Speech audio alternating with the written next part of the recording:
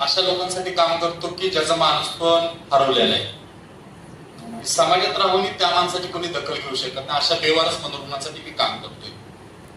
त्यांची भाषा, त्यांचं वर्ण, त्यांचं बोलणं हे तळागाळापर्यंत किंवा लांब लांबपर्यंत आपल्याला त्यांची भाषा समजत नाही.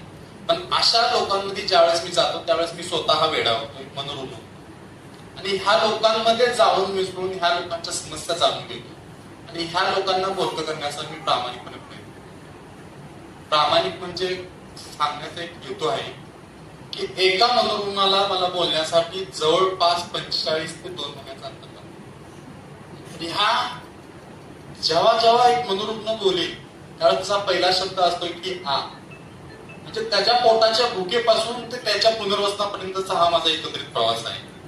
जवळपास आपल्या सोलापूर शहरामध्ये 7 वर्षाच्या प्रवासामध्ये 800 मनोरुग्णांचं मला पुनर्वसन करण्यात यश आलं.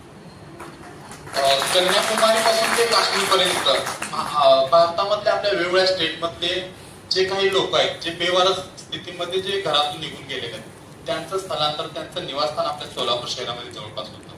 अशा लोकांचा शोध घेऊन, पुन्हा त्यांच्या नातेवाईकांचा शोध घेऊन त्या लोकांना त्यांच्या घरी मुख्य प्रवाहामधनं त्यांना त्यांच्या घरी सोडणं हे संभव होण्याचं काम आहे.